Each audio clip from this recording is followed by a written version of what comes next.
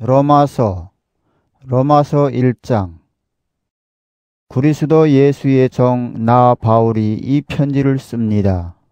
나는 사도로 부르심을 받아 하나님의 복음을 전하는 특별한 사명을 띈 사람입니다. 이 복음은 성경에 있는 바와 같이 일찍이 하나님께서 당신이 예언자들을 통하여 약속하신 것입니다. 그것은 다름 아닌 하나님의 아들에 관한 소식입니다. 그 분은 인성으로 말하면 다윗이 후손으로 태어나신 분이며, 거룩한 신성으로 말하면 죽은 자들 가운데서 부활하심으로써 하나님의 권능을 나타내어 하나님의 아들로 확인되신 분입니다. 그분이 곧 우리 주 예수 그리스도이십니다. 내가 은혜로 사도직을 받은 것도 그분을 통해서였습니다. 이것은 모든 이방 사람들에게 하나님을 믿고 복종할 것을 가르침으로써 그분의 영광을 드러내기 위한 것이었습니다. 여러분도 그들과 함께 예수 그리스도의 부르심을 받았습니다. 하나님께서 사랑하셔서 당신의 거룩한 백성으로 불러주신 로마의 교우 여러분에게 문안드립니다. 하나님 우리 아버지와 주 예수 그리스도께서 내리시는 은혜와 평안이 여러분에게 있기를 빕니다. 나는 먼저 여러분의 믿음이 온 세상에 널리 알려지고 있다는 사실에 대하여 예수 그리스도의 이름으로 나의 하나님께 감사드립니다. 내가 그 아들이 복음을 전하는 데 있어서 내 영으로 섬기고 있는 하나님이 내 증인이 되십니다. 나는 기도할 때마다 언제나 여러분을 생각하고 언제나 하나님의 뜻에 의하여 어떻게든지 길이 열려 여러분이 있는 대로 가게 되기를 간구하고 있습니다. 내가 여러분을 안타깝게 보고 싶어 하는 것은 여러분과 함께 영적인 축복을 나눔으로써 여러분에게 힘을 북돋아 주려는 것입니다. 다시 말하면 우리가 함께 지내면서 여러분과 내가 피차의 믿음을 통하여 서로 격려를 받으려는 것입니다. 형제 여러분, 나는 여러분을 찾아가려고 여러 번 계획을 세웠으나 지금까지 길이 막혀 뜻을 이루지 못했다는 것을 알아주시기 바랍니다.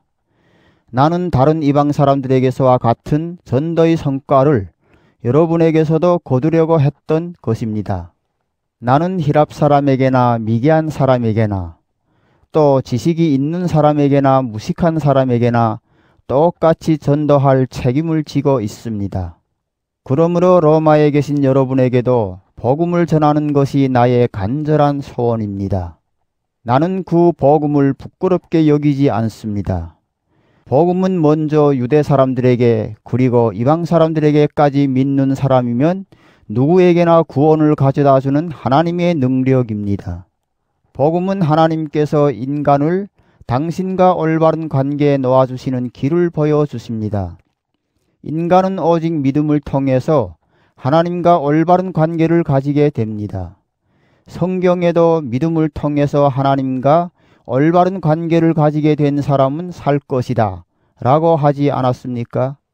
하나님의 진노가 불의한 행동으로 진리를 가로막는 인간이 온갖 불경과 불의를 치시려고 하늘로부터 나타납니다. 사람들이 하나님께 관해서 알만한 것은 하나님께서 밝히 보여주셨기 때문에 너무나도 명백합니다.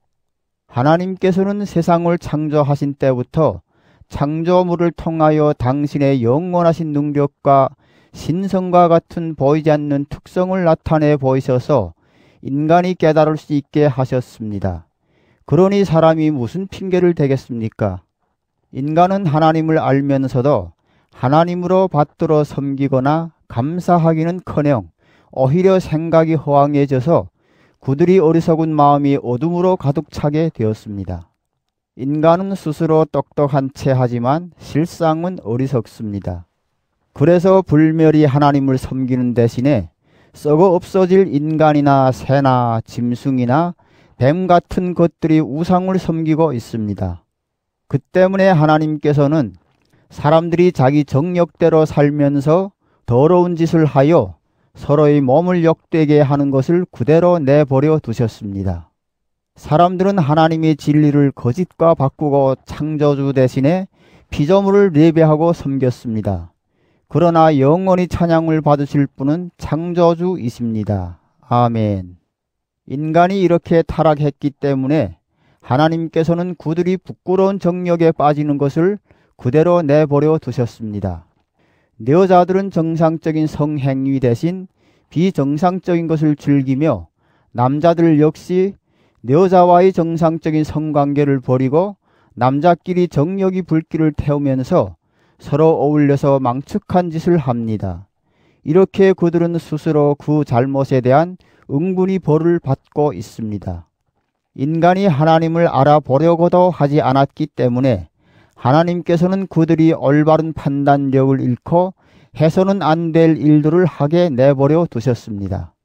그래서 인간은 온갖 부정과 부패와 악독으로 가득 차 있으며 시기와 살기와 분쟁과 사기와 악의에 쌓여서 없는 말을 지어내고 서로 헐뜯고 하나님의 미움을 사고 난폭하고 거만하며 제 자랑만 하고 악한 일을 꾀하고 부모를 거역할 뿐더러 분별력도 신의도 온정도 자비도 없습니다. 그런 모양으로 사는 자는 마땅히 죽여야 한다는 하나님의 법을 잘 알면서도 그들은 자기들만 그런 짓들을 하는 것이 아니라 그런 짓들을 하는 남들을 두둔하기까지 합니다. 로마서 2장.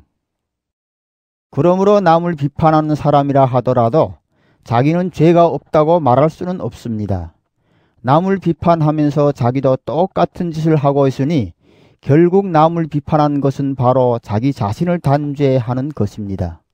이런 짓을 일삼는 자들에게는 하나님께서 마땅히 심판을 내리신다는 것을 우리는 알고 있습니다. 자기도 같은 짓을 하면서 남이 그런 짓을 한다고 심판하는 자가 있는데 그런 자가 하나님의 심판을 면할 것 같습니까? 더구나 사람을 회개시키려고 베푸시는 하나님의 자비를 깨닫기는커녕 오히려 그 크신 자비와 관용과 인내를 없수히 여기는 자가 있다니 될 말입니까? 그러고도 마음이 완고해서 회개할 생각도 하지 않으니 이런 자는 하나님이 공정한 심판이 내릴 진노의 날에 자기가 받을 벌을 쌓아 올리고 있는 것입니다. 하나님께서는 각 사람에게 그 행실대로 갚아주실 것입니다. 꾸준히 선을 행하면서 영광과 명예와 불멸의 것을 추구하는 사람들에게는 영원한 생명을 주실 것이고 자기 이익만을 생각하면서 진리를 물리치고 옳지 않은 것을 따르는 사람들에게는 진노와 벌을 내리실 것입니다. 악한 일을 하는 사람이면 누구든지 궁지에 몰리고 고통을 당하게 될 것입니다. 처음에는 유대 사람들이 당하고 그 다음에는 이방 사람들까지 당할 것입니다. 그러나 선한 일을 하는 사람이면 누구나 영광과 명예와 평화를 누리게 될 것입니다. 처음에는 유대 사람들이 누리고 그 다음에는 이방 사람들까지 누릴 것입니다. 하나님께서는 모든 인간을 차별 없이 대하시니 말입니다. 율법을 가지지 못한 채 죄를 지은 사람들은 율법과는 관계없이 망할 것이고 율법을 가지고 죄를 지은 사람들은 그 율법에 따라 심판받을 것입니다. 하나님과 올바른 관계를 가질 수 있는 사람은 율법을 듣기만 하는 사람이 아니라 율법대로 실행하는 사람입니다. 이방 사람들에게는 율법이 없습니다. 그러나 그들이 본성에 따라서 율법이 명하는 것을 실행한다면 비록 율법이 없을지라도 그들 자신이 율법이 구실을 합니다. 그들이 마음속에는 율법이 새겨져 있고 그것이 작용하고 있다는 것을 알 수 있습니다. 내가 전하는 복음이 말하는 대로 하나님께서 예수 그리스도를 통하여 사람들이 비밀을 심판하시는 그날에 그들이良심이 증인이 되고 그들이 리성이 서로 고발도 하고 변호도 할 것입니다. 자기가 유대 사람이라는 것을 내세우는 사람이 있습니다. 그는 율법에 전적으로 의지하고 하나님을 자랑하고 하나님의 뜻을 알고 율법을 배워서 사리를 분별할 줄도 알고 눈먼 사람에게는 길잡이가 되고 어둠 속을 헤매는 사람에게는 빛이 될 수 있다고 자신합니다. 그리고 그 율법에서 모든 지식과 진리의 근본을 체득하였으므로 무식한 사람에게 지도자가 되고 철없는 자들이 스승이 될 수 있다고 자신합니다. 그런 사람이 남을 가르치면서 왜 자기 자신은 가르치지 못합니까? 또 남더러는 간음을 하지 말라고 하면서 왜 자신은 간음을 합니까? 또 우상을 미워한다고 하면서 그 신전의 물건은 왜 훔쳐냅니까? 율법을 가졌다고 자랑하는 사람이 왜 율법을 범하여 하나님을 욕되게 합니까? 성경의 말씀대로 당신들 때문에 하나님의 이름이 이방 사람들 사이에서 비방을 받고 있습니다. 할례는 율법을 지키는 사람에게만 가치가 있고 율법을 지키지 않는 사람은 할례를 받았다 하더라도 받으나 마나한 것입니다. 그러므로 할례를 받지 않은 사람이라도 율법이 명하는 것을 잘 지키기만 한다면 하나님께서는 그 사람도 할례 받은 사람이나 다름없이 보아주실 것이 아닙니까? 실제로 할례를 받지 않고도 율법을 잘 지키는 사람은 오히려 할례를 받고 기록된 율법을 갖고 있으면서도 그 율법을 어기는 사람을 심판할 것입니다.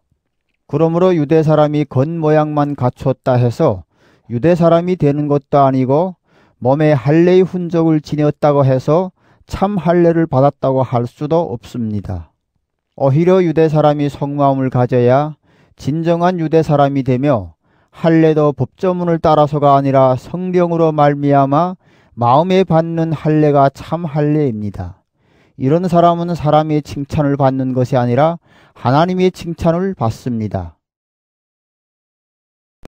로마서 3장. 그러면 유대 사람이 나온 점이 무엇이며 할례의 이로운 점이 무엇이겠습니까?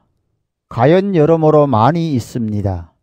무엇보다도 하나님께서 유대 사람들에게 당신의 말씀을 맡겨주셨다는 사실입니다. 그런데 어떤 유대 사람들이 신의를 저버렸다고 합시다. 그렇다고 해서 하나님께서도 신의를 저버리시겠습니까? 절대로 그럴 수 없습니다. 세상 모든 사람이 거짓말쟁이라 하더라도 하나님만은 진실하십니다. 성경에도 당신이 말씀에는 언제나 정의가 드러나고 재판을 받으시면 반드시 이기십니다. 라는 말씀이 있지 않습니까? 우리의 불의가 오히려 하나님의 정의를 드러낸다고 하면 어떻게 되겠습니까? 그렇다면 우리에게 진노를 내리시는 하나님을 옳지 않다고 말할 수 있겠습니까? 이것은 사람이 생각으로 하는 말이지 절대로 그럴 수 없습니다. 사실 그렇다면 하나님께서 어떻게 세상을 심판하시겠습니까? 나의 허위가 오히려 하나님의 진실을 더욱 드러내고 하나님의 영광에 보탬이 된다면 왜 내가 죄인으로 단정을 받아야 하느냐 하고 물을 수도 있겠습니다. 그뿐 아니라 아예 선을 드러내기 위해서 악을 행하자 하는 말이 나옴직도 합니다. 사실 내가 바로 그런 말을 한다고 하면서 나를 비방하는 사람들이 있습니다. 그들이야말로 단죄를 받아 마땅합니다. 그러면 우리 유대 사람이 나온 점이 무엇입니까? 아무것도 없습니다. 이미 내가 지적했듯이 유대 사람들이나 이방 사람들이나 다 같이 죄에 사로잡혀 있는 사람들입니다. 성경에도 이런 말씀이 있습니다.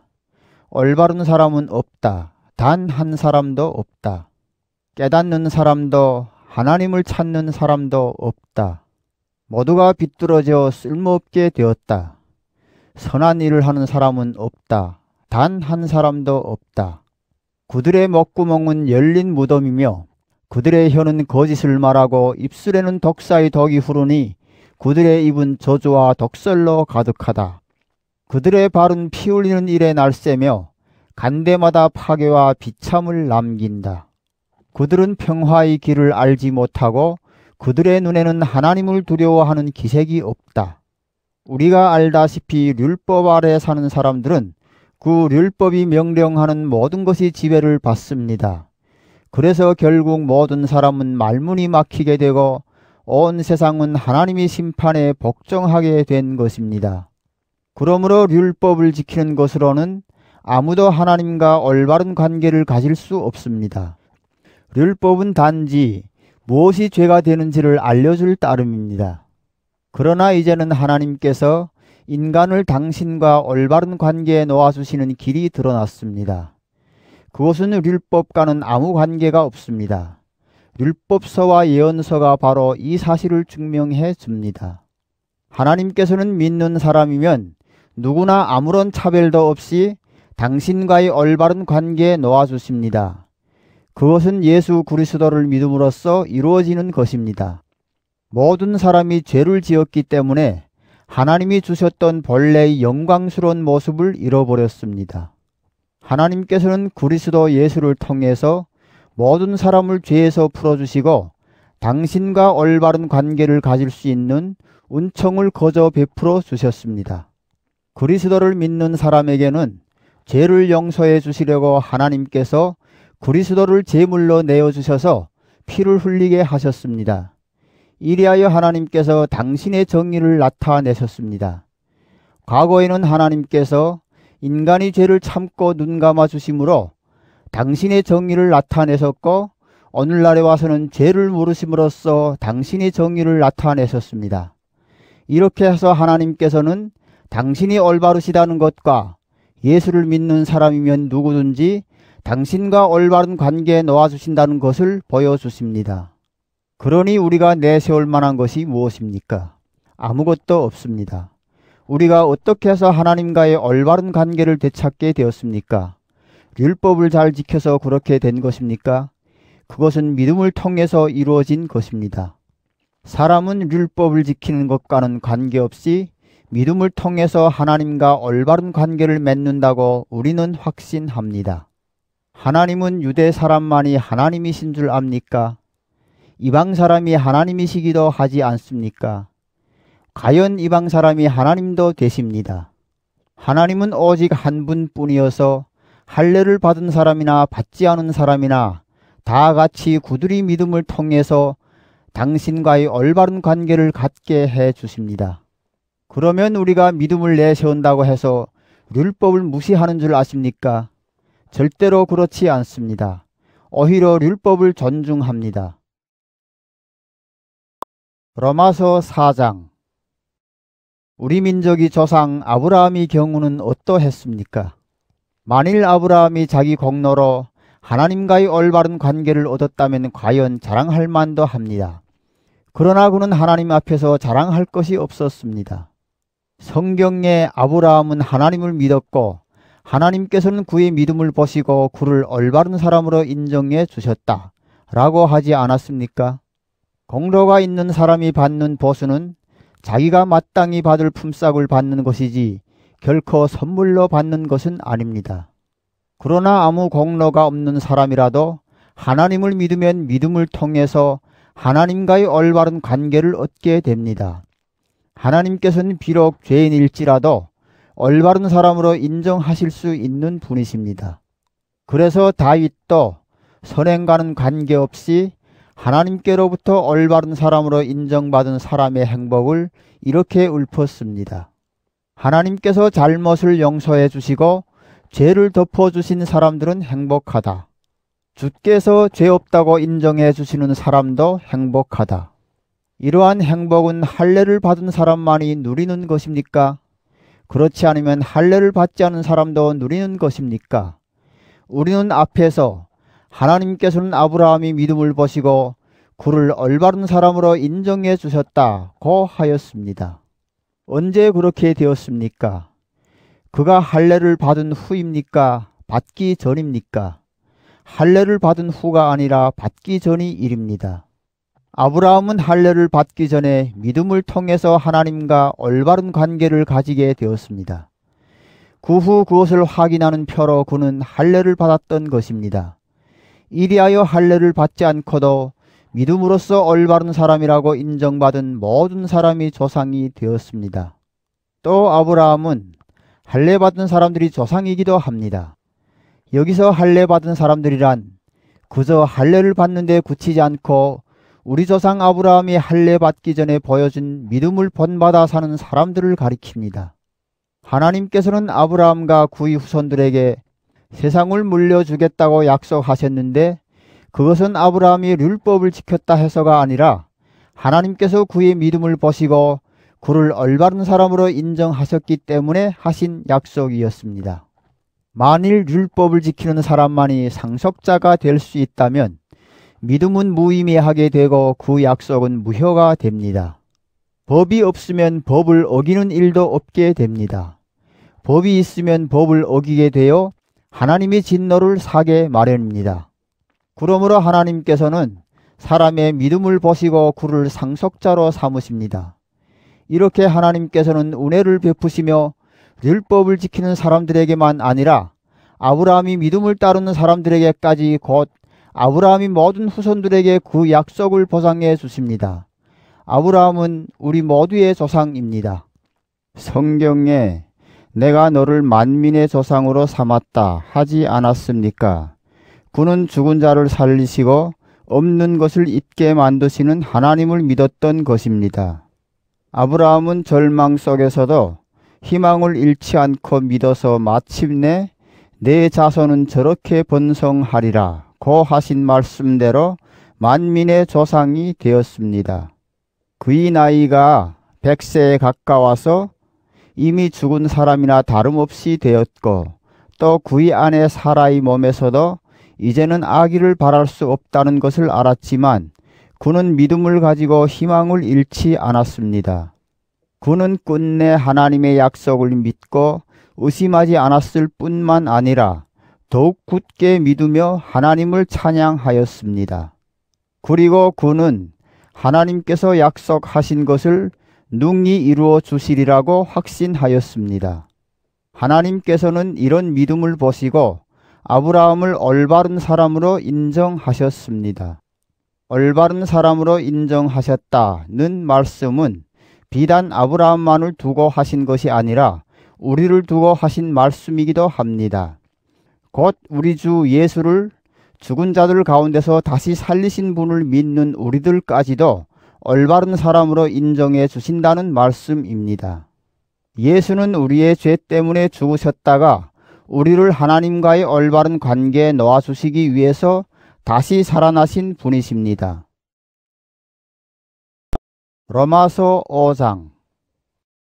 이렇게 우리는 믿음으로 말미암아 하나님과의 올바른 관계를 가졌으므로 우리 주 예수 그리스도를 통해서 하나님과의 평화를 누리게 되었습니다.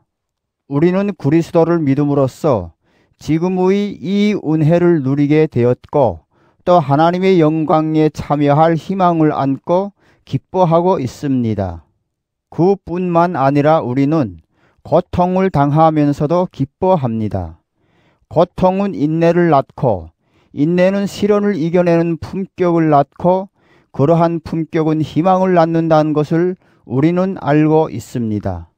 이 희망은 우리를 실망시키지 않습니다. 우리가 받은 성령께서 우리의 마음속에 하나님의 사랑을 부어주셨기 때문입니다. 우리 죄 많은 사람들이 절망에 빠져 있을 때 그리스도께서는 당신이 때가 이르러 우리를 구원하시려고 죽으셨습니다. 옳은 사람을 위해서 죽는 사람은 별로 없습니다. 혹 착한 사람을 위해서는 죽겠다고 나설 사람이 더러 있을지 모릅니다. 그런데 그리스도께서는 우리 죄 많은 인간을 위해서 죽으셨습니다. 이리하여 하나님께서는 우리들에게 당신의 사랑을 확실히 보여주셨습니다. 우리가 이제 그리스도의 피로써 하나님과의 올바른 관계를 얻었으니 그리스도의 덕분으로 하나님의 진노에서 벗어나게 될 것은 너무나 분명합니다. 우리가 하나님이 원수였던 때에도 그 아들이 죽음으로 하나님과 화해하게 되었다면 하물며 그분과 화해가 이루어진 지금에 와서 우리가 살아계신 그리스도를 통해서 구원받으리라는 것은 더욱 확실한 일이 아니겠습니까? 게다가 우리를 하나님과 화해하게 해주신 우리 주 예수 그리스도의 덕분으로 우리는 지금 하나님을 섬기는 기쁨을 누리게 되었습니다. 한 사람이 죄를 지어 이 세상에 죄가 들어왔고 죄는 또한 죽음을 불러들인 것 같이 모든 사람이 죄를 지어 죽음이 온 인류에게 미치게 되었습니다.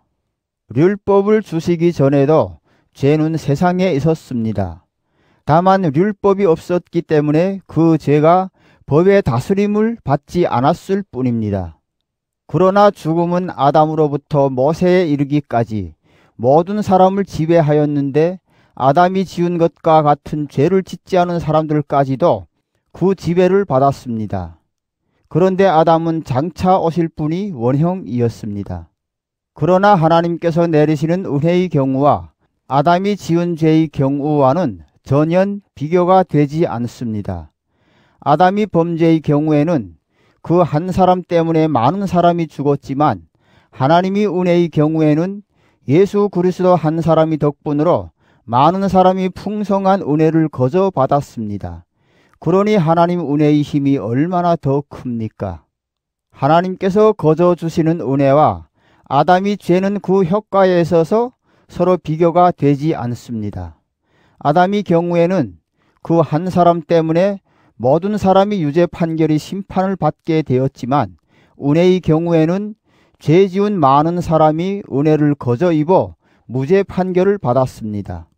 아담의 범죄의 경우에는 그 한 사람 때문에 죽음의 심판이 내리게 되었습니다.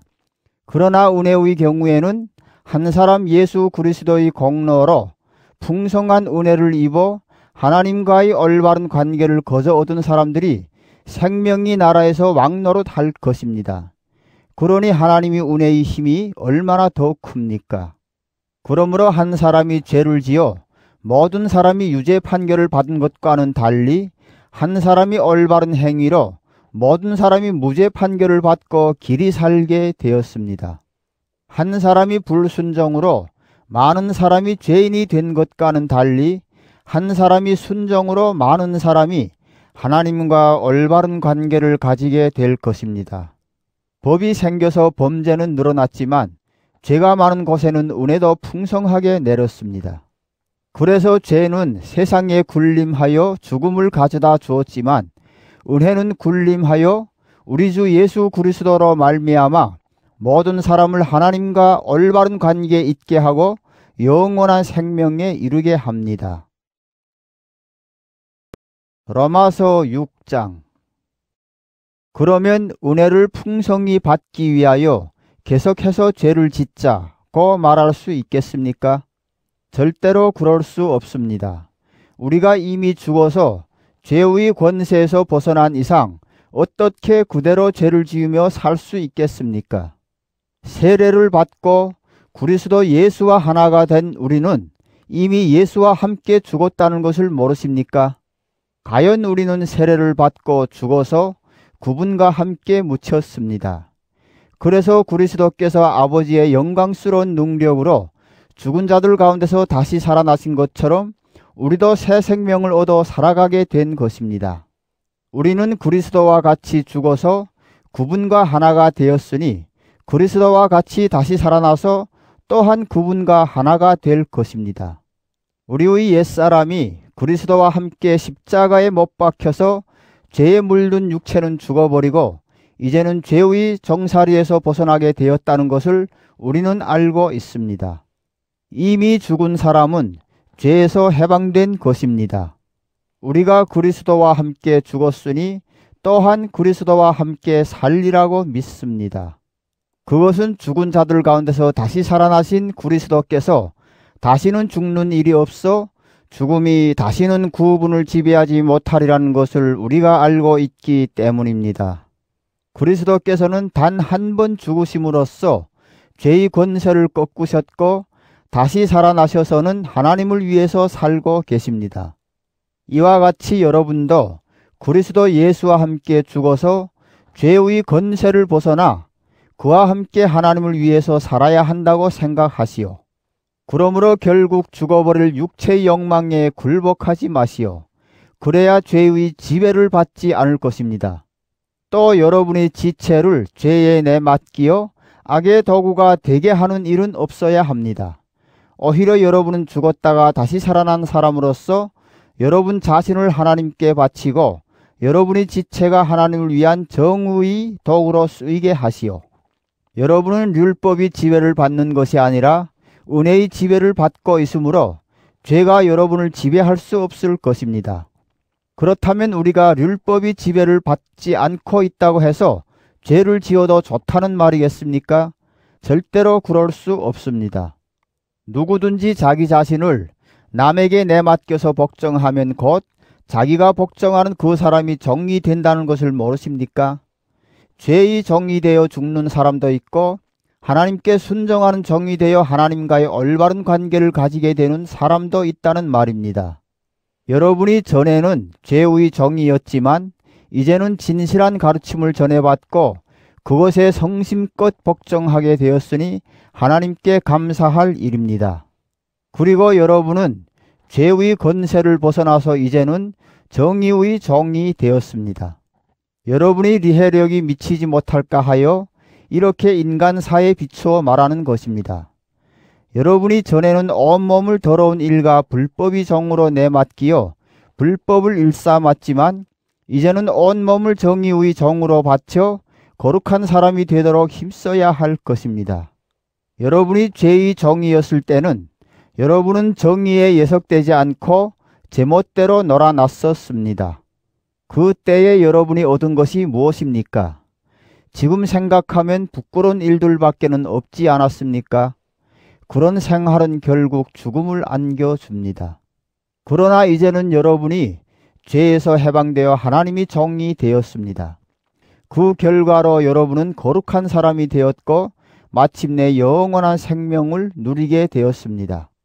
죄의 대가는 죽음이지만 하나님께서 거저 주시는 선물은 우리 주 그리스도 예수와 함께 사는 영원한 생명입니다.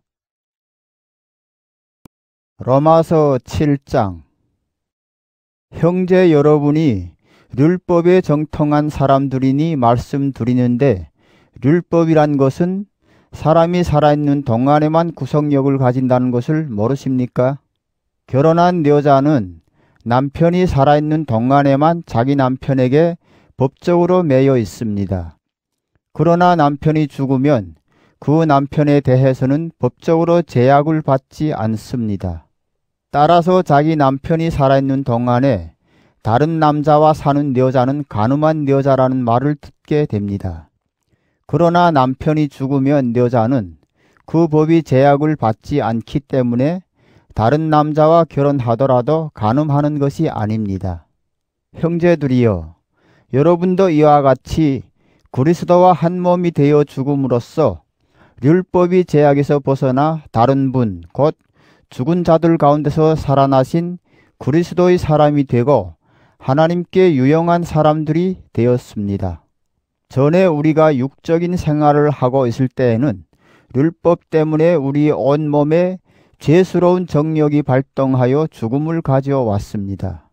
우리는 율법에 사로잡혀 있었지만 이제 우리는 죽어서 그 제약을 벗어났습니다.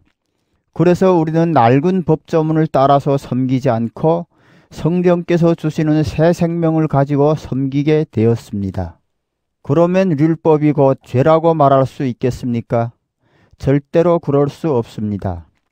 그러나 율법이 없었던들 나는 죄를 몰랐을 것입니다. 탐내지 말라는 율법이 없었더라면 탐욕이 죄라는 것을 나는 몰랐을 것입니다. 죄는 이 계명을 기회로 내 속에 온갖 탐욕을 일으켰습니다. 율법이 없다면 죄는 죽은 것이나 다름없습니다. 나는 전에 율법이 없을 때에도 살았었는데 계명이 들어오자 죄는 살아나고 나는 죽었습니다. 그래서 생명을 가져다 주어야 할 그 계명이 나에게 오히려 죽음을 가져왔다는 것을 깨달았습니다. 다시 말하면 죄가 계명을 기화로 나를 속이고 그 계명으로 나를 죽인 것입니다. 그러나 율법은 어디까지나 거룩하고 계명도 거룩하고 정당하고 좋은 것입니다. 그러면 그 좋은 것이 나에게 죽음을 가져왔다는 말입니까? 절대로 그렇지 않습니다. 사실은 죄가 그 좋은 것을 매개로 해서 나에게 죽음을 가져왔습니다. 그래서 죄는 죄로서 드러나게 되고 계명으로 말미암아 그 죄가 얼마나 악독한 것인가 하는 것이 드러나게 되었습니다. 우리가 아는 대로 율법 자체는 영적인 것입니다. 그런데 나는 육정을 따라 사는 사람으로서 죄의 정으로 팔린 몸입니다. 나는 내가 하는 일을 도무지 알 수가 없습니다. 내가 해야겠다고 생각하는 일은 하지 않고 도리어 해서는 안 되겠다고 생각하는 일을 하고 있으니 말입니다. 그런데 그런 일을 하면서도 그것을 해서는 안 되겠다고 생각하는 것은 곧 율법이 좋다는 것을 인정하는 것입니다. 그렇다면 그런 일을 하는 것은 내가 아니라 내 속에 도사리고 있는 죄입니다. 내 속에 곧 내 육체 속에는 선한 것이 하나도 들어있지 않다는 것을 나는 알고 있습니다. 마음으로는 선을 행하려고 하면서도 나에게는 그것을 실천할 힘이 없습니다. 나는 내가 해야 하겠다고 생각하는 선은 행하지 않고 해서는 안 되겠다고 생각하는 악을 행하고 있습니다. 그런 일을 하면서도 그것을 해서는 안 되겠다고 생각하고 있으니 결국 그런 일을 하는 것은 내가 아니라 내 속에 들어있는 죄입니다. 여기에서 나는 한 법칙을 발견했습니다. 곧 내가 선을 행하려 할 때에는 언제나 바로 곁에 악이 도사리고 있다는 것입니다. 나는 내 마음속으로는 하나님의 율법을 반기지만 내 몸속에는 내 리성이 법과 대결하여 싸우고 있는 다른 법이 있다는 것을 알고 있습니다. 그 법은 나를 사로잡아 내 몸속에 있는 죄의 법이 종이 되게 합니다. 나는 과연 비참한 인간입니다. 누가 이 죽음의 육체에서 나를 구해줄 것입니까? 고맙게도 하나님께서 우리 주 예수 그리스도를 통하여 우리를 구해 주십니다. 나는 과연 리성으로는 하나님의 법을 따르지만 육체로는 죄의 법을 따르는 인간입니다. 로마서 8장. 그러므로 이제 그리스도 예수와 함께 사는 사람들은 결코 단죄받는 일이 없습니다. 그것은 그리스도 예수와 함께 생명을 누리게 하는 성령의 법이 나를 죄와 죽음의 법에서 해방시켜 주었기 때문입니다. 인간이 본성이 약하기 때문에 율법이 이룩할 수 없었던 것을 하나님께서 이룩하셨습니다. 하나님께서는 당신의 아들을 죄 많은 인간의 모습으로 보내어 그 육체를 죽이심으로써 이 세상의 죄를 없이 하셨습니다. 이렇게 해서 육체를 따라 살지 않고 성령을 따라 사는 우리 속에서 율법의 요구가 모두 이루어졌습니다. 육체를 따라 사는 사람들은 육체적인 것에 마음을 쓰고 성령을 따라 사는 사람들은 영적인 것에 마음을 씁니다. 육체적인 것에 마음을 쓰면 죽음이 오고 영적인 것에 마음을 쓰면 생명과 평화가 옵니다. 육체적인 것에 마음을 쓰는 사람은 하나님이 율법에 복종하지도 않고 또 복종할 수도 없기 때문에 하나님이 원수가 되고 맙니다.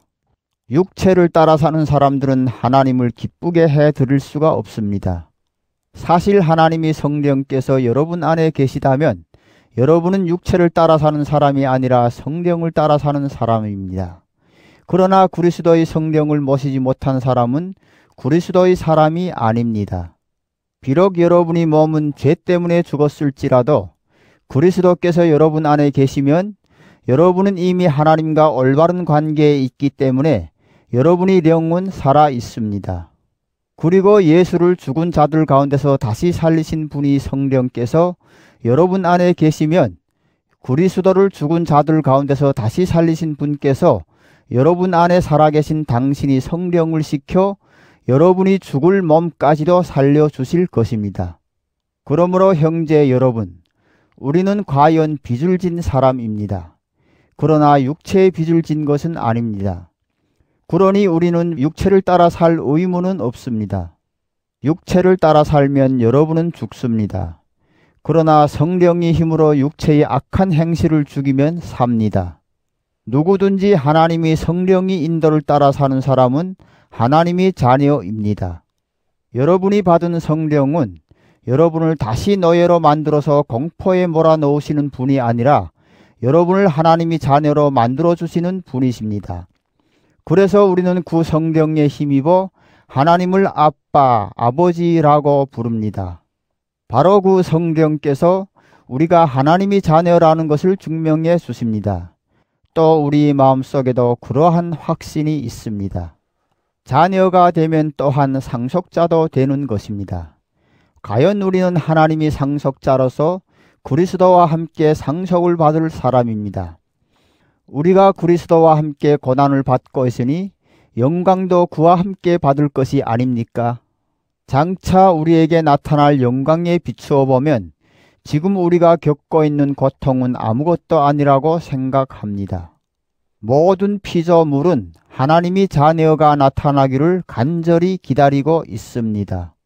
피조물이 제9시를 못하게 된 것은 제 본의가 아니라 하나님께서 그렇게 만드신 것입니다.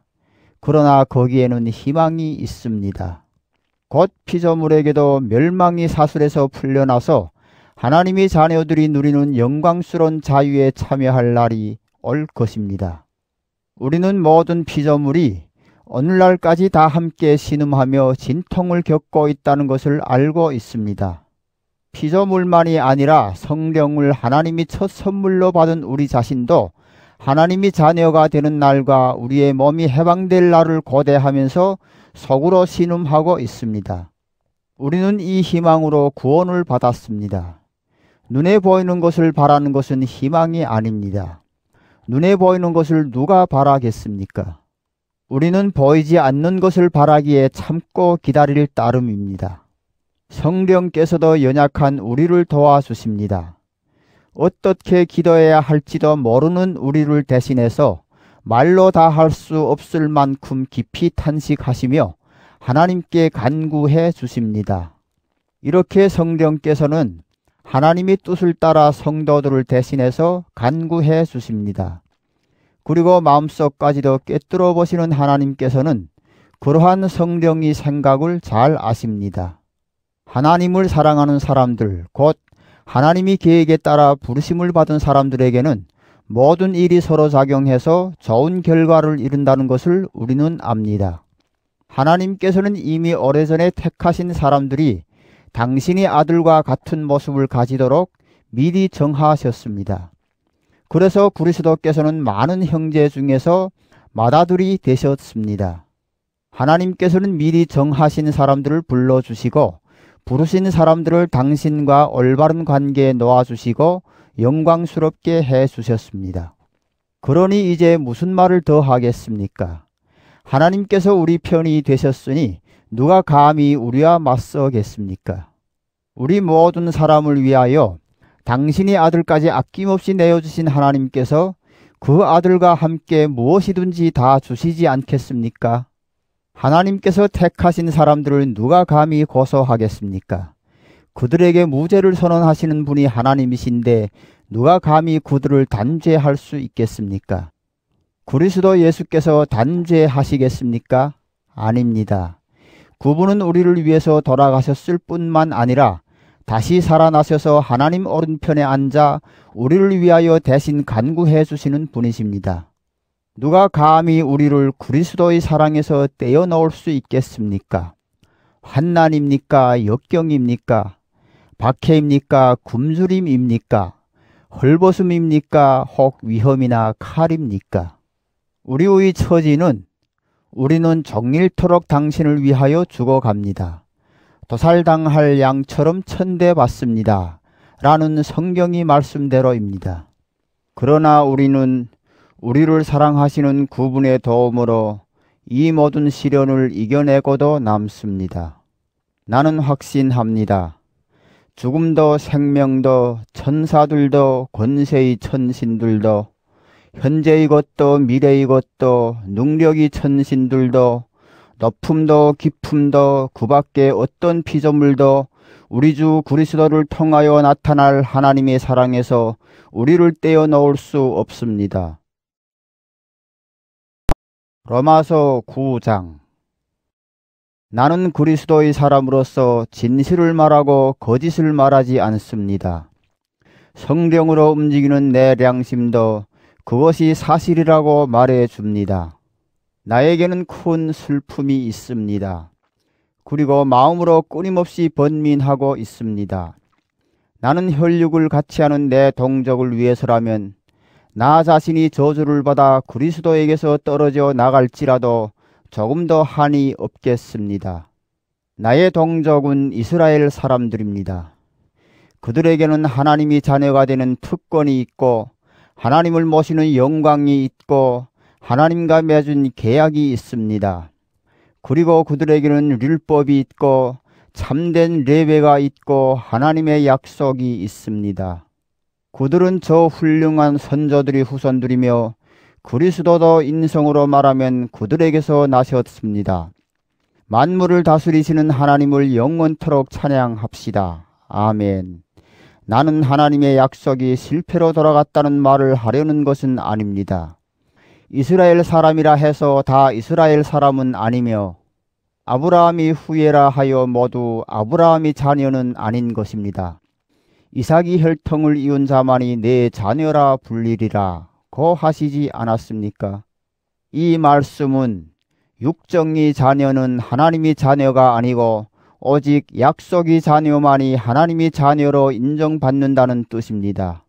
그 약속이라는 것은 내년 이맘때 내가 올 터인데 그때 사라에게 아들이 있는 것이다 하신 말씀입니다. 뿐만 아니라 리브가가 우리 조상 이삭과의 사이에서 한 번에 두 아들을 잉태했을 때의 경우도 마찬가지입니다. 그 아들들이 아직 태어나지도 않았고 따라서 선이나 악을 행하기도 전에 하나님께서는 리브가에게 형이 동생을 섬기게 될 것이다 하고 말씀하셨습니다.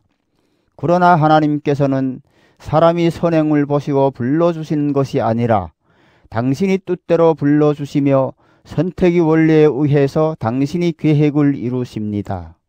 그것은 나는 야곱을 사랑하고 에서를 미워하였다 라고 기록된 성경의 말씀대로입니다. 그렇다고 하나님이 공정하지 못하다고 말할 수 있겠습니까? 절대로 그럴 수 없습니다. 하나님께서 모세에게 나는 자비를 베풀고 싶은 사람에게 자비를 베풀고 동정하고 싶은 사람을 동정한다 고 말씀하셨듯이 하나님이 선택을 받고 안 받는 것은 인간의 의지나 노력에 달려있는 것이 아니라 오직 하나님이 자비에 달려있는 것입니다. 성경에는 하나님께서 바로에게 내가 너를 왕으로 내세운 것은 너를 시켜서 나의 힘을 드러내고 나의 이름이 온 세상에 널리 알려지게 하려는 것이다 하신 말씀이 있습니다. 이렇게 하나님께서는 당신의 뜻대로 어떤 사람에게는 자비를 베푸시고 또 어떤 사람은 완고하게도 하십니다. 그렇다면 어찌하여 하나님께서 사람을 책망하십니까? 누가 능히 하나님의 뜻을 거역할 수 있겠습니까? 하고 말할 사람도 있을 것입니다. 그러나 사람이 무엇이기에 감히 하나님께 따지고 두는 것입니까? 만들어진 물건이 만든 사람한테 왜 나를 이렇게 만들었어? 하고 말할 수 있겠습니까?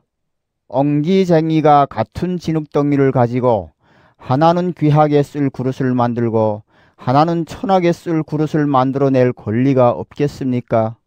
하나님께서는 당신이 진노와 권능을 나타내시기를 원하시면서도 당장 부시어 버려야 할 진노의 그릇을 부시지 않으시고 오랫동안 참아 주셨습니다. 그것은 하나님께서 자비 그릇에 베푸실 당신의 영광이 얼마나 풍성한가를 보여주시려는 것이었습니다. 그 자비의 그릇은 후에 영광을 주시려고 하나님께서 미리 만드신 것인데 그 자비의 그릇은 바로 우리들입니다. 하나님께서 불러주신 우리들 가운데는 유대 사람뿐 아니라 이방 사람도 있습니다. 호세아서에 이런 말씀이 있습니다. 내 백성이 아니었던 사람들을 내 백성이라 부르겠고 내 사랑을 받지 못하던 백성을 내 사랑하는 백성이라 부르리라. 너희는 내 백성이 아니다 하고 말씀하신 바로 그곳에서 그들은 살아계신 하나님이 자녀라고 불리리라. 그리고 이사야는 이스라엘에 관해서 이렇게 외쳤습니다. 이스라엘 자손들이 바다의 모래처럼 많을지라도 남은 자만이 구원을 얻으리라. 주께서는 약속하신 말씀을 신속히 그리고 엄격히 이 세상에서 다 이루시리라. 또 이사야는 이렇게 예언했습니다. 전능하신 주께서 우리에게 씨를 남겨주시지 않았던들 우리는 소돔처럼 되었을 것이요 고모라와 같이 되었으리라. 그러면 어떻게 생각해야 하겠습니까? 하나님과의 올바른 관계를 추구하지 않던 이방 사람이 오히려 그 올바른 관계를 얻었습니다. 그것은 믿음으로써 이루어진 것입니다. 그런데 이스라엘은 하나님과의 올바른 관계를 가지는 법을 추구하였지만 끝내 그 법을 찾지 못했습니다. 왜 그렇게 되었습니까? 그들은 믿음을 통해서 얻으려 하지 않고 공로를 쌓음으로써 얻으려고 했기 때문입니다. 이를테면 그들은 그 걸림돌에 걸려 넘어진 것입니다. 성경에 자, 이제 내가 걸림돌 하나를 시온에 놓으리니 사람들이 걸려 넘어질 바위돌이라. 그러나 그를 믿는 사람은 수치를 당하지 않으리라 하신 말씀대로입니다. 로마서 10장. 형제 여러분, 나는 내 동족이 구원받기를 마음속으로 간절히 원하며 하나님께 간구합니다. 나는 하나님에 대한 그들이 열성만은 충분히 인정합니다. 그러나 그 열성은 옳은 지식에 근거를 둔 것이 아닙니다. 그들은 하나님께서 인간을 당신과의 올바른 관계에 놓아주시는 길을 깨닫지 못하고 제 나름의 방법을 세우려고 하면서 하나님의 방법을 따르지 않았습니다. 그리스도께서 나타나심으로 율법은 끝이 났고 그를 믿는 사람은 누구든지 하나님과의 올바른 관계를 가지게 되었습니다. 모세는 사람이 율법을 통해서 하나님과의 올바른 관계를 가질 수 있다고 하면서 율법을 지키는 사람은 그것을 지킴으로써 생명을 얻는다고 기록하였습니다. 그러나 믿음을 통해서 얻는 하나님과의 올바른 관계에 대해서는 하나님께서 누가 저 높은 하늘까지 올라갈까 하고 속으로 걱정하지 말라고 말씀하십니다. 이 말씀은 그리스도를 모셔내리기 위해서 하늘까지 올라갈 필요는 없다는 말씀입니다. 또 하나님께서 누가 저 깊은 땅속까지 내려갈까 하고 걱정하지 말라 하십니다. 이 말씀은 그리스도를 죽음의 세계에서 모셔 올리기 위하여 땅속까지 내려갈 필요는 없다는 말씀입니다. 하나님께서 말씀은 내 바로 곁에 있고 내 입에 있고 내 마음에 있다고 하셨는데 이것은 우리가 전파하는 믿음의 말씀을 가리켜 하신 말씀입니다. 예수는 주님이시라고 입으로 고백하고 또 하나님께서 예수를 죽은 자들 가운데서 다시 살리셨다는 것을 마음으로 믿는 사람은 구원을 받을 것입니다. 곧 마음으로 믿어서 하나님과의 올바른 관계에 놓이게 되고 입으로 고백하여 구원을 얻게 됩니다. 성서에도 그를 믿는 사람은 누구든지 수치를 당하지 않으리라 는 말씀이 있지 않습니까? 유대 사람이나 이방 사람이나 아무런 구별이 없습니다. 같은 주님께서 만민의 주님이 되시고 당신의 이름을 부르며 찾는 모든 사람에게 풍성한 축복을 내리십니다. 주님의 이름을 부르는 사람은 누구든지 구원을 얻으리라 는 말씀이 있지 않습니까? 그러나 믿지 않는 분의 이름을 어떻게 부를 수 있겠습니까? 또 들어보지도 못한 분을 어떻게 믿겠습니까? 말씀을 전해주는 사람이 없으면 어떻게 들을 수 있겠습니까? 전도자로서 파견받지 않고서 어떻게 전도할 수 있겠습니까? 기쁜 소식을 전하는 이들이 발걸음이 얼마나 아름다운가 라는 말이 바로 그 말씀입니다. 그러나 모든 사람이 다 그 복음을 받아들인 것은 아닙니다. 주님, 우리가 일러준 말을 누가 믿었습니까? 하고 이사야도 한탄한 일이 있습니다. 그러므로 들어야 믿을 수 있고 그리스도를 전하는 말씀이 있어야 들을 수 있습니다. 나는 묻겠습니다. 그들이 그 말씀을 한 번도 들어본 적이 없습니까? 분명히 들었습니다. 성서의 말씀에도 그들이 소리가 온 땅에 울려 퍼졌고 그들이 말이 땅끝까지 이르렀다고 하지 않았습니까? 나는 다시 묻겠습니다. 이스라엘 사람들이 그 말씀을 알아듣지 못했습니까? 우선 모세의 말을 들어보십시오. 나는 너희로 하여금 내 백성이 아닌 자들을 시기하게 하겠고 어리석은 백성을 보고 화나게 하리라 고 하였습니다. 또 이사야는 더욱 대담하게 나를 찾지 않던 사람들이 나를 만났고 나를 구하지 않던 사람들이 나를 보았다 고 하였습니다. 그러나 이스라엘에 대해서는 나는 온종일 내 팔을 벌려 이 백성을 기다렸으나 그들은 순종하지 않고 오히려 나를 거역하고 있다 고 말하였습니다. 로마서 11장. 나는 또 묻겠습니다. 하나님께서 당신이 백성을 버리셨다고 할 수 있겠습니까? 절대로 그렇지 않습니다. 나도 아브라함이 후손으로서 베냐민 지파에 속하는 한 이스라엘 사람입니다. 하나님께서는 미리 뽑으신 당신이 백성을 버리시지 않았습니다. 엘리야가 하나님께 이스라엘을 고발하면서 한 말을 여러분은 성서에서 읽어보지 못했습니까? 그가 주님, 그들은 주님이 예언자들을 죽이고 주님이 제단을 모조리 헐어버렸습니다. 이제 남은 것은 저 하나뿐인데도 제 목숨마저 노리고 있습니다. 고 하자 하나님께서는 무엇이라고 대답하셨습니까? 나에게는 아직도 바알신 앞에 무릎을 꿇지 않은 사람이 7,000명이나 있다 고 말씀하시지 않았습니까? 이와 같이 지금도 은총으로 뽑힌 사람들이 남아 있습니다. 그 사람들은 자기 공로로 뽑힌 것이 아니라 하나님이 은총을 받아 뽑힌 것입니다. 만일 그들이 무슨 공로가 있어서 뽑힌 것이라면 그의 은총은 은총이 아닐 것입니다. 결국 어떻게 되었습니까? 이스라엘은 자기들이 찾던 것을 얻지 못했는데 뽑힌 사람들은 그것을 얻었습니다. 뽑히지 못할 사람들은 마음이 완고해져서 하나님께서 그들에게 혼미한 정신을 주셔서 오늘날까지 그들은 눈을 가지고도 보지 못하고 귀를 가지고도 듣지 못하게 되었다 하신 성서의 말씀대로 되었습니다. 그래서 다윗도 그들이 벌려놓은 잔치자리가 오히려 올가미와 덫이 되어 그들이 걸려 넘어져 패망하는 자리가 되게 하여 주십시오. 그들이 눈을 어둡게 하여 보지 못하게 하시고 그들이 둥근 굽어진 채로 펴볼 날이 없게 하여 주십시오. 라고 하였습니다. 그러면 이스라엘이 걸려 넘어져서 완전히 패망하고 말았다고 할 수 있겠습니까? 절대로 그렇지 않습니다. 그들이 죄 때문에 오히려 이방 사람들은 구원을 받게 되었고 이스라엘은 이방 사람들을 시기하게 되었습니다. 이렇게 이스라엘의 범죄가 세상에 풍성한 축복을 가져왔고 이스라엘의 실패가 이방 사람들에게 풍성한 축복을 가져왔다면 이스라엘 전체가 구원을 받는 날에는 그 축복이 얼마나 엄청나겠습니까? 이제부터는 이방 사람 여러분에게 말씀드립니다.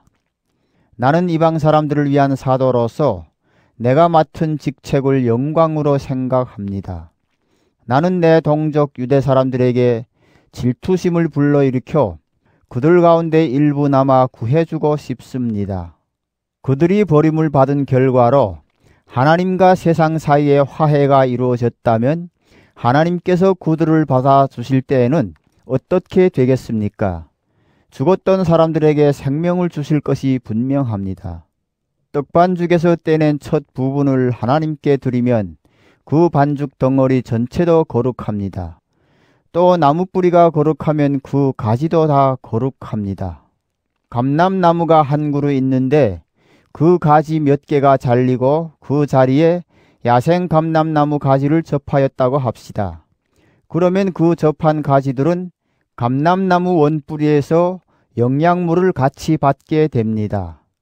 말하자면 여러분은 이 야생 감람나무 가지들입니다. 그러니 여러분은 잘려나간 가지들을 없이 여겨서는 안 됩니다. 그렇게 생각이 날 때에는 여러분이 뿌리를 지탱하는 것이 아니고 뿌리가 여러분을 지탱한다는 사실을 기억하십시오. 여러분은 저 가지들이 잘려나간 것은 그 자리에 우리를 접하기 위한 것이 아닙니까? 하고 말할지도 모릅니다. 그것은 그렇습니다. 그러나 그 가지들이 잘려나간 것은 그들이 믿지 않은 탓이고 여러분이 그 자리에 붙어 있는 것은 여러분이 믿었기 때문입니다. 그러니 여러분은 두려워할지언정 자랑할 것은 하나도 없습니다. 하나님께서 원가지도 아낌없이 잘라내셨으니 여러분들도 아낌없이 잘라버릴 수 있습니다. 하나님께서는 자비로우시기도 하고 준엄하시기도 하다는 것을 알아두십시오. 하나님께서는 당신을 거역하는 자들에게는 준엄하시지만 여러분에게는 자비로우십니다. 그러나 그것은 여러분이 하나님이 자비를 저버리지 않을 때 하는 일이고 그렇지 못할 때에는 여러분도 잘려나갈 것입니다. 믿지 않았던 탓으로 잘려나갔던 가지들이 믿게 되면 하나님께서는 그 가지들도 접하여 주실 것입니다. 하나님께서는 전에 잘라내셨던 가지들이라도 다시 접하실 능력을 가지고 계십니다. 원래 야생 감람나무 가지였던 여러분이 잘려서 제 나무가 아닌 딴 좋은 감람나무에 쉽사리 접하여졌다면 잘려나갔던 가지들이 제 감람나무에 다시 접하여지는 것이야 얼마나 쉬운 일이겠습니까? 형제 여러분, 여러분이 모든 것을 다 알았다고 장담할지 모르지만 아직 깨닫지 못하는 숨은 진리가 하나 있는데 여러분도 그것을 꼭 알아두시기 바랍니다. 그 진리란 이런 것입니다. 일부 이스라엘 사람들이 지금은 완고하지만 모든 이방 사람들이 하나님께 돌아오는 날에는 그 완고한 마음을 버릴 것이고 따라서 온 이스라엘도 구원받게 되리라는 것입니다. 성서에도 시온에서 해방자가 나와 야곱이 후손으로부터 사악을 제거하리라. 이것이 내가 그들이 죄를 없이 할 때 그들과 맺으라는 나의 계약이다. 라는 말씀이 있습니다. 복음이 견지에서 보면 이스라엘 사람들은 여러분이 잘 되라고 하나님이 원수가 되었지만 하나님이 선택이 견지에서 보면 그들이 조상 덕택으로 여전히 하나님의 사랑을 받는 백성입니다. 하나님께서 한 번 주신 선물이나 선택이 운총은 다시 거두어 가시지 않습니다. 전에 하나님께 순종하지 않았던 여러분이 이제 이스라엘 사람들이 불순종 때문에 하나님이 자비를 받게 되었습니다. 이와 같이 지금은 순종하지 않고 있는 이스라엘 사람들도 여러분이 받는 하나님이 자비를 보고 회개하여 마침내는 자비를 받게 될 날이 올 것입니다. 하나님께서는 모든 사람을 불순종에 사로잡힌 자가 되게 하셨습니다. 그러나 결국은 그 모두에게 자비를 베푸셨습니다. 하나님이 풍요한 지혜와 지식은 심오합니다. 누가 그분이 판단을 헤아릴 수 있으며 그분이 하시는 일을 이해할 수 있겠습니까? 주님이 생각을 잘 아는 사람이 누구였습니까? 주님이 의논 상대가 될 만한 사람이 누구였습니까? 누가 먼저 무엇을 드렸기에 주님이 답례를 바라겠습니까? 모든 것은 그분에게서 나오고 그분으로 말미암아 그분을 위하여 있습니다. 영원토록 영광을 그분께 드립니다. 아멘. 로마서 12장. 그러므로 형제 여러분, 하나님이 자비가 이토록 크시니 나는 여러분에게 권고합니다. 여러분 자신을 하나님께서 기쁘게 받아주실 거룩한 산 제물로 바치십시오. 그것이 여러분이 드릴 진정한 예배입니다.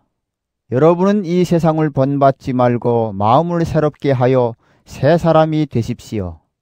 이리하여 무엇이 하나님이 뜻인지, 무엇이 선하고 무엇이 굽은 마음에 들며 무엇이 완전한 것인지를 분간하도록 하십시오. 나는 하나님이 은총을 받은 사람으로서 여러분 한 사람 한 사람에게 말합니다. 여러분은 자신을 과대평가하지 말고 하나님께서 각자에게 나누어 주신 믿음의 정도에 따라 분수에 맞는 생각을 하십시오. 사람이 몸은 하나이지만 그 몸에는 여러 가지 지체가 있고 그 지체의 기능도 각각 다릅니다. 이와 같이 우리도 수효는 많지만 그리스도 안에서 한 몸을 이루고 각각 서로의 지체 구실을 하고 있습니다. 하나님께서 우리에게 주신 은총의 선물은 각각 다릅니다. 가령 그것이 예언이라면 자기 믿음의 정도에 따라서 써야 하고, 그것이 봉사하는 일이라면 봉사하는 데 써야 하고, 가르치는 일이라면 가르치는 데 써야 하고 격려하는 일이라면 격려하는 데 써야 합니다. 희사하는 사람은 순수한 마음으로 해야 하고 지도하는 사람은 열성을 다해서 해야 하며 자선을 베푸는 사람은 기쁜 마음으로 해야 합니다. 사랑은 거짓이 없어야 합니다. 악을 미워하고 꾸준히 선한 일을 하십시오.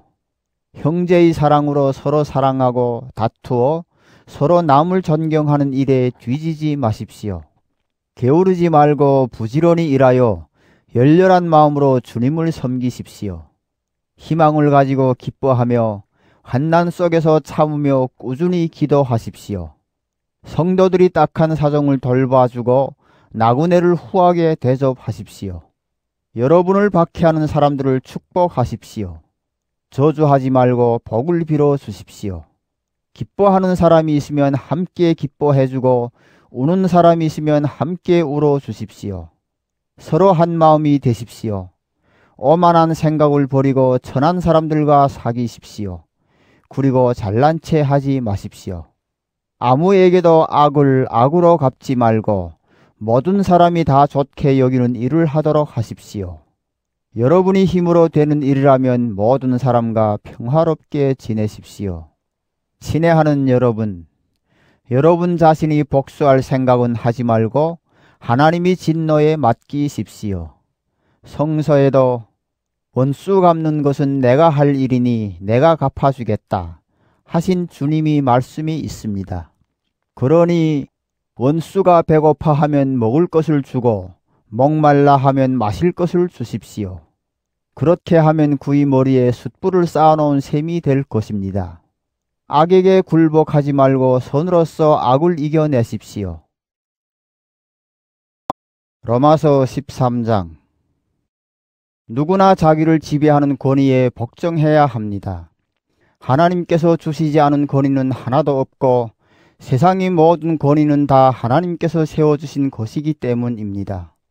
그러므로 권위를 거역하면 하나님께서 세워주신 것을 거스리는 자가 되고 거스리는 사람들은 심판을 받게 됩니다. 통치자들은 악을 행하는 자에게나 두려운 존재이지 선을 행하는 사람들에게는 두려울 것이 없습니다. 통치자를 두려워하지 않으려거든 선을 행하십시오. 그러면 그에게서 칭찬을 받을 것입니다. 통치자는 결국 여러분이 리익을 위해서 일하는 하나님이 심부름 군입니다. 그러나 여러분이 잘못을 저지를 때에는 두려워해야 합니다. 그는 공연히 칼을 차고 있는 것이 아닙니다. 그는 하나님이 심부름꾼으로서 악을 행하는 자들에게 하나님이 벌을 대신 주는 사람입니다. 그러므로 하나님이 벌이 무서워서 뿐만 아니라 자기 양심을 따르기 위해서도 권위에 복종해야 합니다. 여러분이 여러 가지 세금을 내는 것도 이 때문입니다. 통치자들은 그와 같은 직무들을 수행하도록 하나님의 임명을 받은 일꾼들입니다. 그러므로 여러분은 그들에게 해야 할 의무를 다 하십시오. 국세를 바쳐야 할 사람에게는 국세를 바치고 관세를 바쳐야 할 사람에게는 관세를 바치고 두려워해야 할 사람은 두려워하고 존경해야 할 사람은 존경하십시오. 남에게 해야 할 의무를 다 하십시오. 그러나 아무리 해도 다 할 수 없는 의무가 한 가지 있습니다. 그것은 사랑의 의무입니다. 남을 사랑하는 사람은 이미 율법을 완성했습니다. 간음하지 말라, 살인하지 말라, 도적질하지 말라, 탐내지 말라 라는 계명이 있고 또 그 밖에도 다른 계명이 많이 있지만 그 모든 계명은 내 이웃을 내 몸같이 사랑하라는 이 한마디로 요약될 수 있습니다. 이웃을 사랑하는 사람은 이웃에게 해로운 일을 하지 않습니다. 그러므로 사랑한다는 것은 율법을 완성하는 일입니다. 이렇게 살아야 하는 여러분은 지금이 어느 때인지를 알아야 합니다. 여러분이 잠에서 깨어나야 할 때가 왔습니다. 지금은 우리가 처음 믿던 때보다 우리의 구원이 더 가까이 다가왔습니다. 밤이 거의 새어 낮이 가까웠습니다. 그러니 어둠이 행실을 벗어버리고 비추의 갑옷을 입읍시다. 진탕 먹고 마시고 취하거나 음행과 방종에 빠지거나 분쟁과 시기를 일삼거나 하지 말고 언제나 대낮으로 생각하고 단정하게 살아갑시다. 주 예수 그리스도로 온몸을 무장하십시오. 그리고 육체의 정욕을 만족시키려는 생각은 아예 하지 마십시오. 로마서 14장. 믿음이 약한 사람이 있거든 그의 잘못을 나무라지 말고 반가이 맞으십시오. 어떤 사람은 믿음이 있어서 무엇이든지 먹지만 믿음이 약한 사람은 채소밖에는 먹지 않습니다. 아무 것이나 먹는 사람은 가려서 먹는 사람을 없이 여기지 말며 가려서 먹는 사람은 아무 것이나 먹는 사람을 비난하지 마십시오. 하나님께서는 그 사람도 받아들이셨습니다. 우리가 남의 종을 비난할 권리가 있습니까? 그가 서거나 넘어지거나 그것은 그의 주인이 상관할 일입니다. 주님께서는 그를 서 있게 하실 힘이 있으시니 그는 넘어지지 않을 것입니다. 어떤 사람들은 어떤 날을 특별히 더 좋은 날로 여기고 어떤 사람들은 어느 날이나 다 같다고 생각합니다. 하여간 각각 신념을 가지고 있어야 합니다. 어떤 날을 따로 정해서 지키는 사람도 주님을 위해서 그렇게 합니다. 아무 것이나 가리지 않고 먹는 사람도 하나님께 감사를 드리며 먹으니 주님을 위해서 그렇게 하는 것이고 가려서 먹는 사람도 하나님께 감사를 드리며 먹으니 그 역시 주님을 위해서 그렇게 하는 것입니다. 우리들 가운데는 자기 자신을 위해서 사는 사람도 없고 자기 자신을 위해서 죽는 사람도 없습니다. 우리는 살아도 주님을 위해서 살고 죽더라도 주님을 위해서 죽습니다. 그러므로 우리는 살아도 주님이 것이고 죽어도 주님이 것입니다. 그리스도께서는 죽은 자의 주님도 되시고 산 자의 주님도 되시기 위해서 죽으셨다가 다시 살아나셨습니다. 그런데 어떻게 우리가 형제를 심판할 수 있으며 또 멸시할 수 있겠습니까? 우리는 다 하나님의 심판대 앞에 설 사람이 아닙니까? 성경에도 정녕 나는 모든 무릎을 내 앞에 꿇게 하고 모든 입이 나를 하나님으로 찬미하게 하리라 는 주님의 말씀이 있습니다. 그때에 우리는 각각 자기 일을 하나님께 사실대로 아뢰게 될 것입니다. 그러니 이제부터는 서로 남을 심판하지 말고 도리어 형제를 넘어뜨리거나 죄짓게 하는 일은 하지 않기로 결심합시다. 주 예수를 믿는 나는 무엇이든지 그 자체가 더러운 것은 하나도 없고 다만 더럽다고 생각하는 사람에게만 더럽게 여겨진다는 것을 알고 또 확신합니다. 여러분이 음식 문제를 가지고 형제의 마음을 상하게 한다면 그것은 사랑을 지니고 살아가는 사람의 도리가 아닙니다. 여러분은 음식 문제를 가지고 형제를 망쳐놓는 일이 있어서는 안 됩니다. 그리스도께서는 그 사람을 위해서도 목숨을 바치셨습니다. 그러니 여러분이 좋다고 생각해서 하는 일이 다른 사람이 비난의 대상이 되지 않도록 하십시오. 하나님이 나라는 먹고 마시는 일이 아니라 성령을 통해서 누리는 정의와 평화와 기쁨입니다. 이러한 정신으로 그리스도를 섬기는 사람은 하나님을 기쁘게 하고 사람들의 인정을 받습니다. 우리는 평화를 도모하고 서로 도움이 되는 일을 추구합시다. 음식 문제를 가지고 하나님께서 하시는 일을 그르쳐서는 안 됩니다. 가연 모든 것이 깨끗합니다. 그러나 어떤 음식을 먹는 것이 남을 죄짓게 하는 원인이 된다면 그것을 먹는 것은 좋지 않습니다. 형제를 죄짓게 하는 일이라고 생각되면 고기를 먹는다든가 술을 마신다든가 그 밖에 어떤 일이라도 하지 않는 것이 좋습니다. 여러분에게 어떤 신념이 있다면 하나님 앞에서 각각 그 신념대로 살아가십시오. 자기가 옳다고 생각하는 일을 하면서良심의 가책을 받지 않는 사람은 행복합니다. 그러나 의심을 하면서 먹는 사람은 벌써 단죄를 받은 것입니다. 그것은 믿음에서 우러나온 행위가 아니기 때문입니다. 믿음에서 우러나오지 않은 행위는 모두 다 죄가 됩니다. 로마서 15장. 믿음이 강한 사람은 자기 좋을 대로 하지 말고 믿음이 약한 사람이 약점을 돌보아 주어야 합니다. 우리는 저마다 이웃이 뜻을 존중하고 구의 이익을 도모하여 믿음을 북돋아 주어야 합니다. 그리스도께서 당신이 좋으실 대로 하시지 않고 오히려 하나님을 모욕하는 자들의 모욕을 내가 대신 다 받았습니다. 라는 성경 말씀대로 사셨습니다. 성경 말씀은 모두 우리에게 교훈을 주려고 기록된 것입니다. 그래서 우리는 성경에서 인내를 배우고 격려를 받아서 희망을 가지게 됩니다. 아무쪼록 인내와 격려를 주시는 하나님께서 여러분이 그리스도 예수의 뜻을 따라 모두 한 마음이 되어 다 같이 한 목소리로 우리 주 예수 그리스도의 아버지 하나님을 찬미하도록 하여 주시기를 빕니다. 그러므로 그리스도께서 여러분을 받아들이신 것 같이 여러분도 서로 받아들여서 하나님의 영광을 드러내십시오. 그리스도께서는 하나님의 진실성을 드러내시기 위하여 할례받은 사람들의 종이 되셨습니다.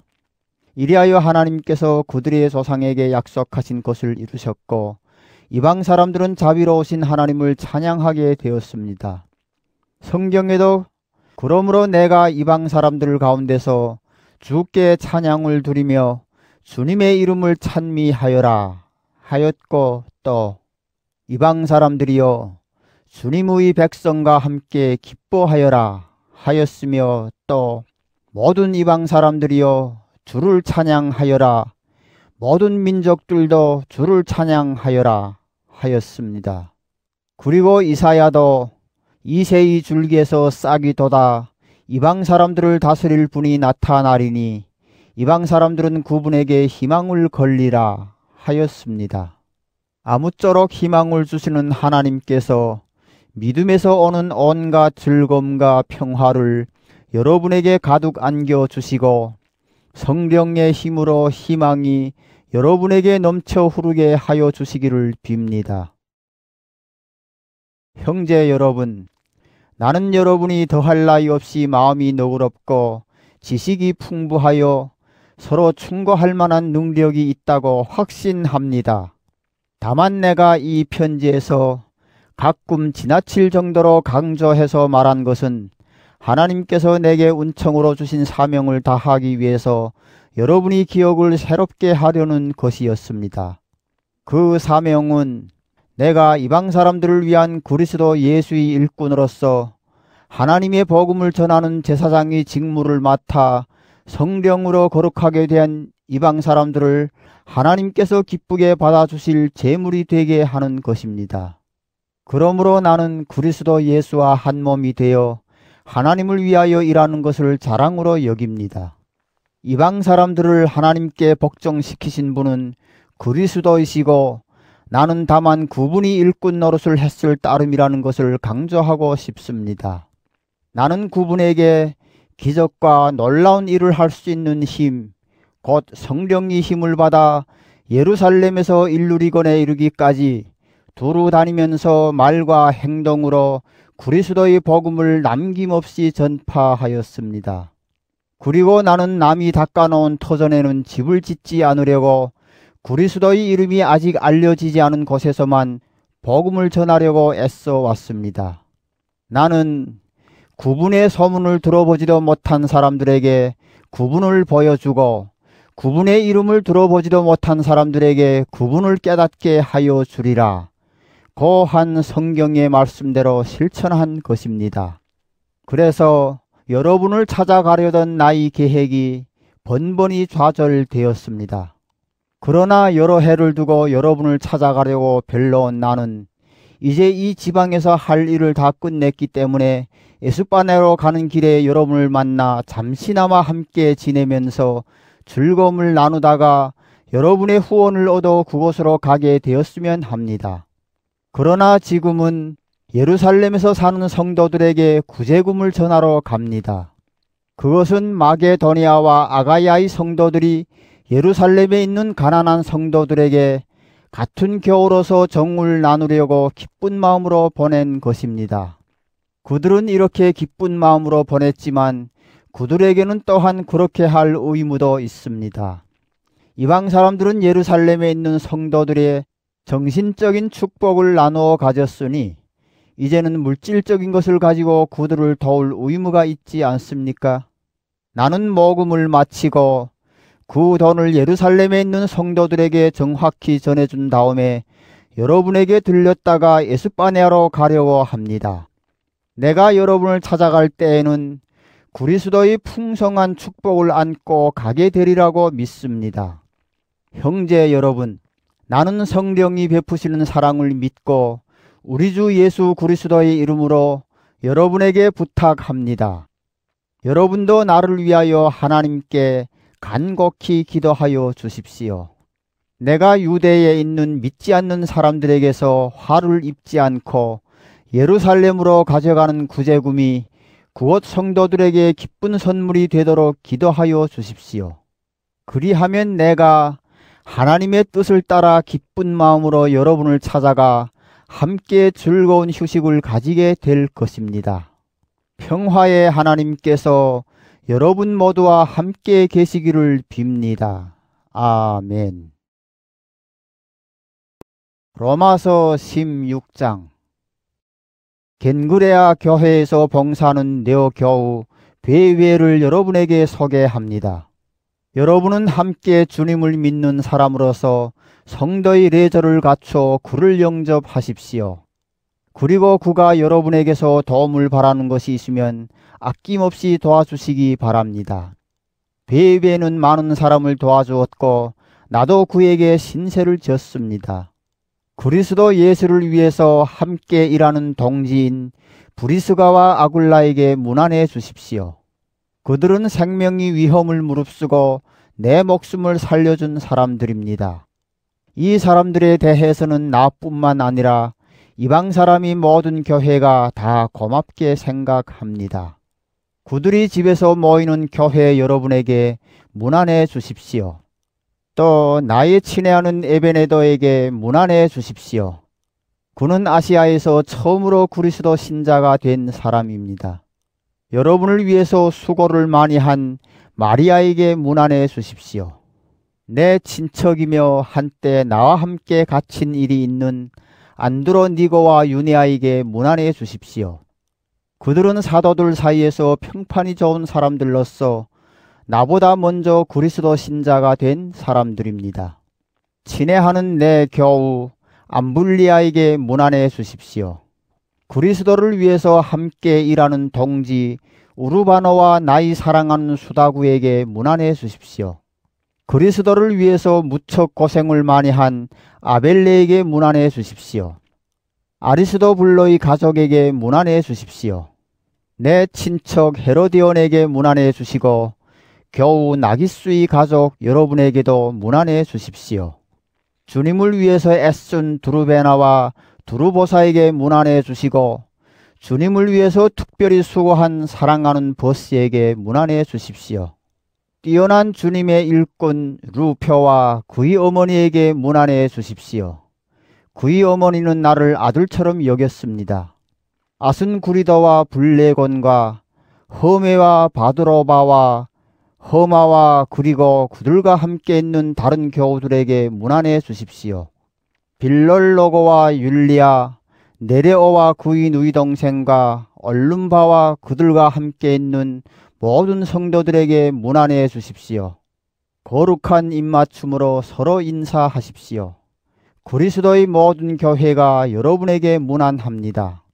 형제 여러분, 여러분이 배운 교훈과는 달리 남들을 분열시키고 죄 짓게 하는 사람들을 경계하고 멀리 하시기 바랍니다.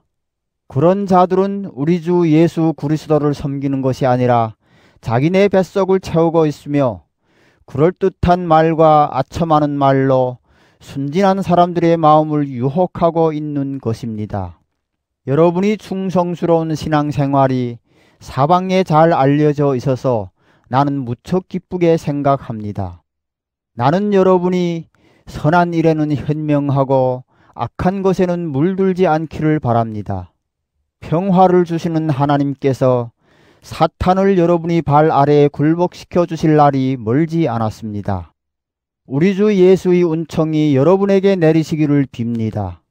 나와 함께 일하고 있는 디모데와 내 친척들 누기어와 야손과 소시바더가 여러분에게 문안합니다.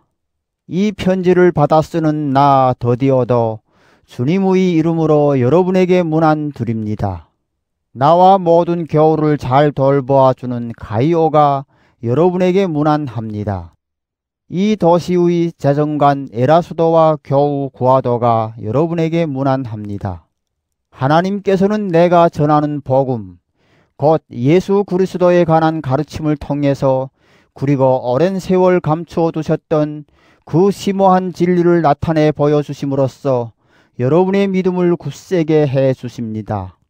그 진리는 이제 예언자들이 그래서 명백하게 드러났고 영원하신 하나님의 명령을 따라 모든 이방 사람들에게 알려져 그들도 믿고 복종하게 되었습니다.